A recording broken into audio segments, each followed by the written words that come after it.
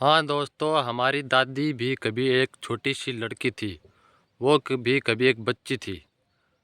आप कहोगे कि हाँ, ये तो हमें भी पता है कि दादी भी कभी एक छोटी लड़की तो थी। लेकिन एक बार सोच कर देखें कि वो भी कभी भागती थी, वो कभी खेलती थी, उसके भी सहेलियाँ थी, उसके भी दोस्त थे, वो भी कभी स्कूल जाती थी। आज उसे लाठी के सहारे भी नहीं चला जाता है।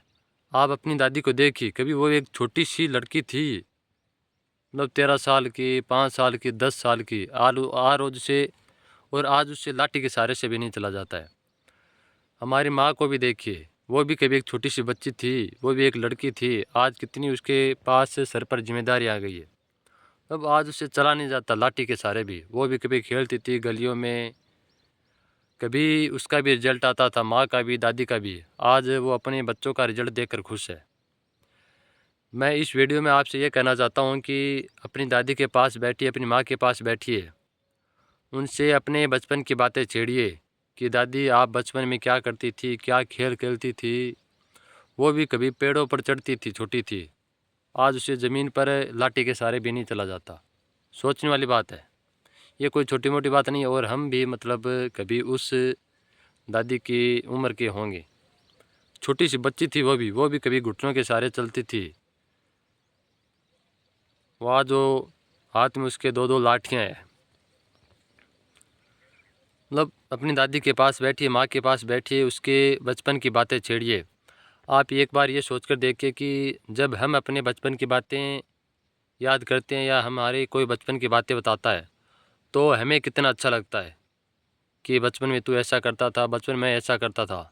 तो दादी बहुत खुश होगी, माँ भी बहुत खुश होगी। अपनी माँ से भी बातें पूछिए बचपन की, उसके उसकी दादी की, आपकी शादी की बातें छेड़िए, माँ से भी शादी की बातें छेड़िए, कैसे शादी हुई थी, मतलब कितनी सुख सुविधाएँ थी, क्या क्या करते थे, क्या व्यवस्थाएँ थी। दादी बहुत खुश होगी, माँ भी बहुत खुश होगी। अपनी माँ के पास बैठिए, उसे भी बचपन की बातें छेड़िए। मतलब इस मोबाइल की दुनिया से बाहर निकल जाइए। आपको अगर एक पास एक दादी है, एक अच्छी माँ है, तो अपनी माँ के पास बातें कीजिए। जब भी हमारी माँ या दादी खाना बनाती हो तो अपनी दादी के पास बैठिए, माँ के पास बैठिए। जब भी हमारी माँ कपड़े धोती है, हमारी दादी कपड़े धोती है, उसके पास बैठिए, उसके पास बातें कीजिए। मोबाइल से बाहर निकलिए अभी भी, क्योंकि हर किसी को दादी या माँ का प्यार नहीं मिल पाता है। और उनसे बातें कीजिए। अगर आप चाहते हो कि मैं सरकारी नौकरी लगकर ही मेरी दादी को या मेरी माँ को, मेरे पिता खुश करना चाहता हूँ, ये आपकी गलतफहमी है। मतलब खुश करने के तरीके कुछ भी हो सकते हैं, कैसे भी खुश हो सकते हो। बस उनके पास आप बैठ जाइए, 2 मिनट, 5 मिनट, 10 मिनट, 15 मिनट, उसके साथ बातें कीजिए अच्छी अच्छी। सरकारी नौकरी लगने के बाद तो देखो, सुख आप दे पाओगे या नहीं दे पाओगे मुझे नहीं पता। आप दूसरे शहर में रहने लगोगे, फिर आपको समय भी नहीं मिलेगा, आपको छुट्टी भी नहीं मिलेगी। अगर आपको अपने घर पर रह रहे हो, आपको समय है, तो बातें कीजिए। क्योंकि हमारी दादी और हमारी एक माँ ही है ऐसी, जो सबसे पहले उठती है और सबसे बाद में सोती है। और हमारी माँ ही है, दादी है, एक ऐसी औरत ही है इन धरती पर जिसके जीवन में कभी भी रविवार नहीं आता है। मतलब एक भी छुट्टी नहीं आती है पूरे साल भर में, और बिना तनख्वाह के, बिना शिकायत के काम करती है।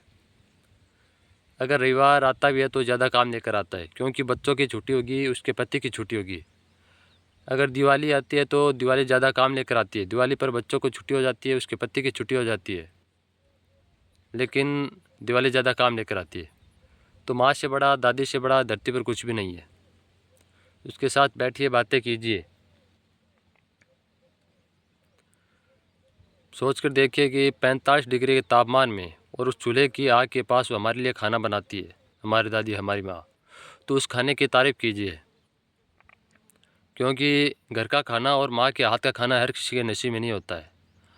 अगर हम कहीं होटल पर जाते हैं तो उस होटल की बहुत तारीफ़ करते हैं कि बहुत खाना स्वादिष्ट था।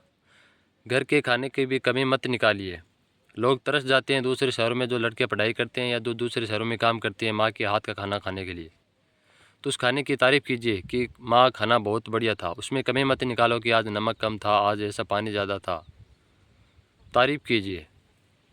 तारीफ़ करने पर कुछ नहीं जाता है, क्योंकि 2 वक्त की रोटी भी मिलना बहुत मुश्किल होता है। मतलब वो खाना बनने में, वो थाली सजने में बहुत मेहनत लगती है। पहले खेत में बोया जाता है, फिर काटा जाता है, फिर उसको घर पर लाया जाता है, पीसा जाता है, फिर सेका जाता है। तो अपनी माँ की तारीफ़ कीजिए। धन्यवाद।